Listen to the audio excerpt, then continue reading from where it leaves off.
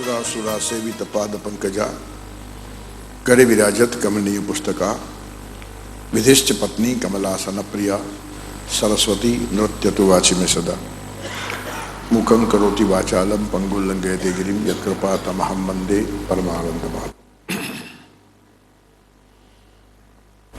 बड़ा अच्छा माहौल है, पारिवारिक वातावरण है। जीवन में संघर्ष तो हर एक को करना ही पड़ता है। एक बात ख्याल कीजिए, बिना संघर्ष का जीवन यानी बिना नमक का खाना, खाने में अगर नमक नहीं है तो क्या स्वाद है, पूरा खाना फीका है। और जीवन में संघर्ष नहीं है तो जीवन भी वैसा ही फीका बन जाएगा। और करीब करीब संघर्ष जिनके जीवन में आता है और वो जो हार मान जाते हैं, भाग जाते हैं, उनका जीवन वैसा ही फीका रहता है, खा पीकर मर जाते हैं, कुछ कर नहीं पाते हैं। कर्म पर गीता ने इतना जोर दिया है, लेकिन हमारे देश में क्या हो गया है, कर्म के बारे में हम पंगु प्रारब्धवादी बन गए हैं, भक्ति के बारे में हम भ्रांत ईश्वरवादी बन गए हैं, और अध्यात्म ज्ञान के बारे में हम चमत्कारवादी बन गए हैं। परिणाम में जीवन में हम पलायनवादी बन गए हैं। पंगु प्रारब्धवादी नहीं बनना है। कुछ लोग काम के बजाय कहते हैं नसीब में जो होगा वो मिलेगा। नसीब क्या चीज है? वो तुम्हारा ही कर्म है। पूर्व जन्म कृतं कर्म तद दैवमिति कथ्यते। पहले कुछ करके आए हो ना, वही है नसीब के रूप में सामने आता है। नसीब का, भाग्य का अर्थ इतना ही है, तुम्हारा बैंक में जमा किया हुआ पैसा, लेकिन वो तुमने ही किया है। आज लगता है चेक लिखकर तुरंत 1 लाख रुपए मिल गए, तुरंत नहीं मिले, जमा करके रखे हैं। तो नसीब से जिनको मिलता है वो बोलने की बात है, नसीब के क्रिएटर हम खुद हैं। जितना क्यों कर्म वर्तमान है, फल भविष्य है। वर्तमान पे ध्यान दो, भविष्य अच्छा होगा ही। लेकिन हम क्या करते हैं, दिल लगाकर काम ही नहीं करते और फल की चर्चा बहुत ज्यादा करते हैं, तो पंगु प्रारब्धवादी बन जाते हैं। नसीब कोई बात हमसे अलग नहीं है, नसीब हमको ही खड़ा करना है, हमको ही पैदा करना है। लेकिन बहुत से लोग भाग्य के भरोसे बैठ जाते हैं और ज्योतिषियों के पीछे घूमते हैं। ज्योतिषी बेचारे क्या करेंगे, वो इतने परेशान है इसलिए तुम्हारी कुंडली देख रहे हैं, उसको फीस मिलेगी। हाँ, नहीं तो बैठते नहीं आराम से, तुम्हारी कुंडली क्यों देखेंगे। लेकिन हम उनके पीछे भागते हैं। शास्त्रों में लिखा है, तन का कमजोर आदमी डॉक्टर के पास दौड़ता है, मन का कमजोर आदमी ज्योतिष के पास दौड़ता है। तो ज्योतिषी के पीछे बहुत घूमना ये मन की कमजोरी है। जीवन संघर्ष में हारे हुए लोग हैं। ठीक है, ज्योतिष एक शास्त्र है, उसकी मैं अवगणना नहीं करता हूं। ज्योतिष चक्षु है, लेकिन कुछ कर नहीं पाता है, दिखा सकता है। केवल काम दिखाने का है।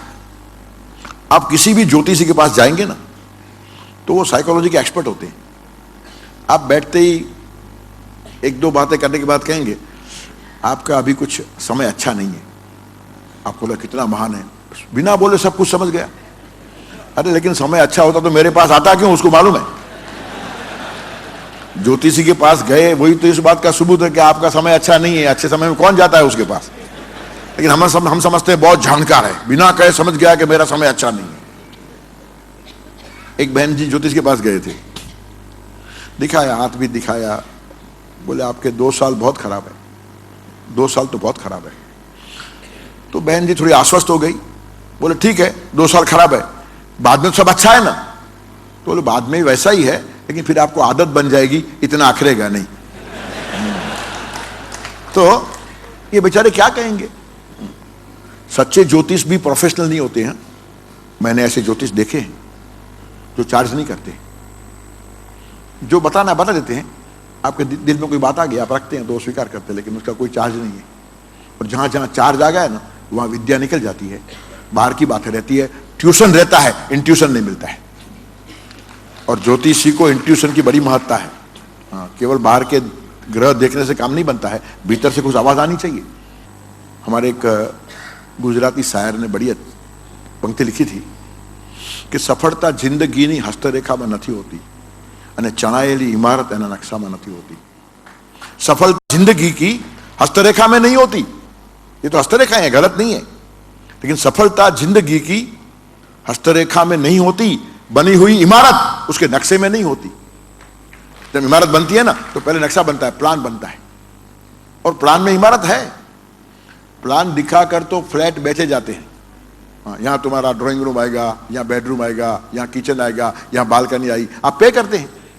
लेकिन बनाओगे तो ऐसा मकान बनेगा, उस प्लान को देखते मत बैठो, ये मेरा मकान, ये मेरा मकान, कुछ नहीं होगा। वैसे ये भी भगवान ने प्लान दिया है, ऐसा बनाओगे तो जीवन ऐसा बनेगा, देखते रहे तो बैठे रहे। तो इसमें सच्चाई इतनी है कि क्या हो सकता है वो दिखाया है, लेकिन करना तो पड़ेगा। एंड अल्टीमेटली जोर तो कर्म पर ही आ गया। तो ऐसे भाग्य के गुलाम मत बनो, पंगु प्रारब्धवादी मत बनो। ईश्वर की कृपा से काम होगा, लेकिन ईश्वर की कृपा काम करने वाले पर होती है, आलसी आदमी पर नहीं होती है। ईश्वर की कृपा आप मानिए, कोई एतराज नहीं, जरूर मानिए। कोई विद्यार्थी परीक्षा देने के लिए जाता है, भगवान को नमस्कार करता है, करना ही चाहिए। किस लिए? कि भगवान बहुत अभ्यास किया है, रात रात जागा हूं, इतना परिश्रम किया है 12 महीने। नमस्कार इसलिए करता हूं कि परीक्षा के हॉल में घबरा न जाऊं, कंफ्यूज न हो जाऊं, रटी हुई याद की हुई बातें की विस्मृति न हो जाए, इतना संभालना। तो भगवान इतना करेंगे। लेकिन वो जाकर क्या, भगवान साल भर पढ़ाई की नहीं है, अब तुम ही पढ़ लेना, तो ये प्रार्थना मंजूर नहीं होगी। God helps those who help themselves. एक लड़के ने कुछ पढ़ा ही नहीं था, हॉल में आकर बैठ गया, प्रश्न समझ नहीं पा रहा था, जवाब क्या लिखेगा। फिर सुपरवाइजर कहता है जरा पानी मंगाओ, पानी आ गया। लेकिन पानी पीने से ज्ञान थोड़ा आता है, अभ्यास तो किया नहीं है। फिर इतना डर गया कि एग्जामिनर को रिक्वेस्ट करता है, उसने पेपर में लिखा, हजारों की किस्मत तेरे हाथ है, अगर पास कर दे तो क्या बात है। हजारों लड़के तेरे हाथ से गुजरने वाले हैं, कुछ लोग मेहनत करके पास होंगे, एक आदमी मेरे जैसा ऐसे ही पास हो गया, तेरा क्या बिगड़ता है। कितनी रिक्वेस्ट करनी पड़ती है, कितनी आजीजी करनी पड़ती है, ये परिश्रम का अभाव दिखाता है। तो हजारों की किस्मत तेरे हाथ है, अगर पास कर दे तो क्या बात है। एग्जामिनर ने सामने लिख दिया, किताबों की किल्ली तेरे हाथ थी, अगर पढ़ लेता तो क्या बात थी। महिमा जो है वो परिश्रम की है। संघर्ष प्रारब्धवादी लोग नहीं लड़ पाते हैं। प्रारब्ध मैं खड़ा करता हूं। कोई कहता है यह ग्रह परेशान करता है, वो ग्रह परेशान करता है, क्या परेशान करेगा। आसमान के ग्रहों को फुर्सत है तुमको परेशान करने की। तो यहां कौन से ग्रह कम है? आग्रह, हठाग्रह, दुराग्रह, परिग्रह, संग्रह, पूर्वग्रह, कितने ग्रह यहां पड़े हुए, वहां क्या देखते हो। तो इसीलिए हम ग्रहों से पीड़ित हैं। कुछ लोग तो लिखना भी नहीं जानते हैं, गृहस्थ नहीं लिखते हैं, गृहस्थ लिखते हैं। गृहस्थाश्रम है, नीचे नीचे रू होता है गृहस्थ, और ग्रह में बीच में लकीर आती है। तो ये सब ग्रह से पीड़ित है, इसलिए अपने लिए गृहस्थ लिखते हैं। हाँ, सभी गृहस्थों का स्वागत है, सब ग्रह से पीड़ित है। घर में रहने वाला गृहस्थ होता है और ग्रहों से पीड़ित है वो गृहस्थ होता है। तो ग्रह पीड़ा देते हैं, ग्रह पीड़ा देते हैं। एक भाई साहब गया ज्योतिषी के पास, तो ज्योतिषी ने कहा कि शनि की पीड़ा है तुम पर, क्या करना, शनि का जप करना चाहिए। तो कितना खर्च आएगा? बोले 1111 रुपये। नहीं, बहुत ज्यादा है, कुछ कम नहीं होगा, 501 में कर दूंगा, चलो। इतना भी जमेगा नहीं। 251, नहीं वो भी नहीं जमेगा। 101 रुपये मुश्किल है। 51 रुपये वो भी मुश्किल है। 11 रुपये कुछ व्यवस्था कर दूंगा। अब 11 का भी व्यवस्था करेगा। तो ज्योतिषी कहता है तू भाग जा, मौज कर, शनि तुझे क्या पीड़ा देगा, तेरे पास है क्या? तू तो शनि को पीड़ा देने वाला है। तो पीड़ा इसको होती है और जब वो करता है। भूख तुम्हें लगी है, भोजन कोई और करता है। प्यास तुम्हें लगी है, पानी कोई और पीता है। शादी तुम्हारी है और दूल्हा कोई और जा रहा है। तो ये परावलंबी जो बात है, पंगु प्रारब्धवाद, संघर्ष में उपयुक्त नहीं है। संघर्ष हमें ही करना है, हमें ही जीवन में आगे बढ़ना है। तो जो भी बातें बनती है वो हमारे कर्मों से बनती है। एक बार मैंने कहा प्रवचन में, लोग कहते हैं मंगल परेशान करता है। मंगल कभी परेशान नहीं करता है, अमंगल परेशान करता है। तुम्हारे विचार अमंगल है, वाणी अमंगल है, तुम्हारा बर्तन अमंगल है, तो पीड़ा देगा। लेकिन विचारों में मांगल्य है, वाणी में मांगल्य है, जीवन में मांगल्य है, तो परेशान क्यों करेगा? मंगल कोई पीड़ा नहीं करता है। तो एक ज्योतिषी बैठे हुए थे, प्रवचन के बाद मुझे पकड़ा उन्होंने कि आप क्या बात कर रहे हैं, मंगल पीड़ा देता नहीं है।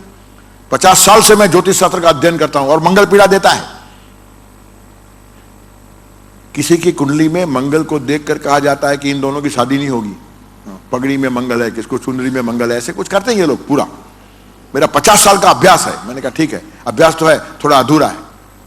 बोले क्यों? मैंने कहा देखिए, मंगल हर एक की कुंडली में होता है, सबको परेशान क्यों नहीं करता है? अभी ये सोचा ही नहीं था उसने। हर एक की कुंडली मंगल तो होता है, लेकिन किसी स्थान में होता है तो परेशान करता है। तो वो स्थान में कैसे आया? तुम्हारे कर्मों से। तो कर्म से मंगल उस स्थान में बैठता है, यानी तुम्हें तकलीफ आने वाली है, वो केवल मंगल दिखाता है, तकलीफ देता नहीं। यह आंख है, केवल दिखाने वाली बात है। तो इसलिए मंगल पर रुष्ट मत होइए, शनि को दोष मत दीजिए, तुम्हें बिछाना है। मैंने लिखा था अपनी गजल में, न करता भाग्य की परवाह, मैं उसे खुद बना लेता हूं, और ग्रह को अनुकूल स्थान पर मैं बिठा देता हूं। किस ग्रह को कहां बिठाना है तुम्हारे हाथ में है। ऐसे काम करो कि ग्रह कुंडली में वहां जाकर बैठेगा जहां तुम्हारा कल्याण होता है, और बुरे काम करोगे तो आकर दिखा देगा तुमने ये किया इसलिए मैं यहां बैठा हूं, तुम्हें परेशानी होने वाली है, मैं परेशान नहीं करने वाला हूं। तो ग्रह बड़े निर्दोष है, वो तकलीफ देते ही नहीं है। तो इसलिए हमारे जीवन में ग्रहों को कहां बिठाना है वो हमें देखना है, और जो देख पाता है वही जीवन संघर्ष में यशस्वी होता है। किसी को दूसरे को दोष देने वाला जीवन में कभी यशस्वी हुआ ये बात बनती नहीं, लेकिन हम दोष देते हैं। कुछ लोग भक्ति मार्ग में जाते हैं ना, वो ईश्वर को दोष देते हैं। क्या करें, भगवान की इच्छा ही ऐसी है। देखिए उसमें विभाजन करते हैं, अच्छा काम करते हैं तो मैंने किया, और काम बिगड़ गया तो भगवान की इच्छा। जैसे वो बिगाड़ने के लिए बैठा है, पूरी दुनिया को चलाने वाला, सभी का सुधारने वाला, उस पर हम आरोप रख देते हैं। तो अच्छे काम का यश लेते हैं, और बुरा काम हो गया, गलती हो गई, कुछ बिगड़ गया तो भगवान की ऐसी इच्छा थी। भगवान ऐसी इच्छा नहीं करते हैं। भगवान की जीवन में बहुत बड़ी जरूरत है। भक्ति का विरोध नहीं कर रहा हूं मैं, लेकिन आलसी लोगों की प्रार्थना सुनने के लिए भगवान के पास टाइम नहीं है, समझ लो। हाँ, एक भाई साहब मुझे कहते थे, सावन महीने में सुबह 4 बजे मंदिर में जाता हूं और शाम को 4 बजे बाहर आता हूं, इतनी पूजा करता हूं। और मैंने देखा अमावस्या को जब बाहर निकला तो पसीना पहुंचकर यूं फेंकता था, हास, जान छूट गई, बच गए। यानी ये बोझ था। भक्ति बोझ नहीं होनी चाहिए। तुम 5-10 मिनट 15 मिनट भक्ति करो, बहुत हो गया। सच्ची भक्ति कर्म से करो, ऐसा भगवान ने कहा, स्वकर्मणा तमभ्यर्च्य सिद्धि विन्दति मानव। तुम्हारे कर्म ही भगवान की पूजा है। कोई शिक्षक अच्छा पढ़ाता है ना, तो उससे अच्छी भगवान की पूजा और कोई नहीं है। विद्यार्थी अच्छा पढ़ता है तो वही भगवान की पूजा है। व्यापारी अगर प्रामाणिक है तो वही भगवान की पूजा है। अमलदार लोग जो होते हैं वो लांच, रिश्वत, घूस इत्यादि नहीं लेते, भगवान की बहुत बड़ी पूजा है। अब एक बहुत बड़े अच्छे ऑफिसर ने लास्ट वीक में कहा कि इतना भ्रष्टाचार फैल गया है कि अच्छे आदमी का सच्चा काम भी बिना पैसे होता नहीं है। आदमी भी अच्छा है, काम में कोई गलती नहीं है, फिर भी पैसा देना पड़ेगा, नहीं तो 3-4 महीने आते जाते रहो, परेशान हो जाओगे। तो आदमी अच्छा है, बुरा तो नहीं है, काम भी सच्चा है, कोई गलती नहीं है, फिर भी पैसा देना पड़ता है। इतने हम नीचे गिर गए हैं। तो वास्तव में जीवन में ऐसी एक धारणा बननी चाहिए, भगवान अवश्य सहाय करते हैं। कुछ लोग भगवान को मानते हैं, कुछ नहीं मानते हैं, लेकिन जो चिंतक होते हैं ना बड़े बड़े, वो कहते हैं if there is God well and good, but suppose he does not exist, then we have to create one because it is over psychological necessity. भगवान है तो अच्छी बात है, नहीं है तो हमको क्रिएट करना पड़ेगा, वरना तकलीफ में आओगे तो क्या सोचोगे, अकेला हूं मैं, भगवान मेरे साथ है, कितना बड़ा आश्वासन है। उसके कारण अच्छे लोग टूटते नहीं है, कोई साथ में होगा कि ना होगा। If God B for you, who can be against you, and if God is against you, who can favour you. तो भगवान है तो अच्छी बात है, नहीं तो क्रिएट करना पड़ेगा। कुछ लोग कहते हैं भगवान कर्म के सिद्धांत में हाथ डालता ही नहीं है, फिर क्यों भजन करना, क्यों भक्ति करना, क्यों समय बेकार में गंवाना। हर एक आदमी को अपने कर्म भोगने ही पड़ते हैं। तुम कितनी भक्ति करो, कितने स्तवन करो, स्तवनों से भगवान खुश होने वाला है क्या? हम भगवान के मंदिर में जाते कर कहते हैं भगवान अब कृपालु है, दयालु है, मायालु है, सर्वज्ञ है, सर्वशक्तिमान है, सब कुछ कर पाते हैं। भगवान कहते हैं मैं क्या हूं मुझे मालूम है, तू क्या है वो बोलना। हमको सबको अवार्ड देने की आदत बन के भगवान को भी अवार्ड देते हैं। हाँ, तुम बड़े महान हो। भगवान के मेरे को, मैं जानता हूं, अभी तू क्या है वो मुझे जानना है। तो भक्ति में भ्रांत ईश्वरवाद नहीं होना चाहिए। भगवान कर्म में हाथ नहीं डालते हैं, फिर भी संघर्ष में भगवान उपयोगी है।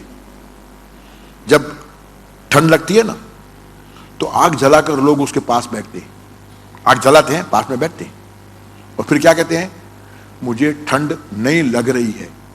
नहीं है ऐसा नहीं कहते हैं, ठंड तो है, लेकिन मुझे नहीं लग रही है। क्यों?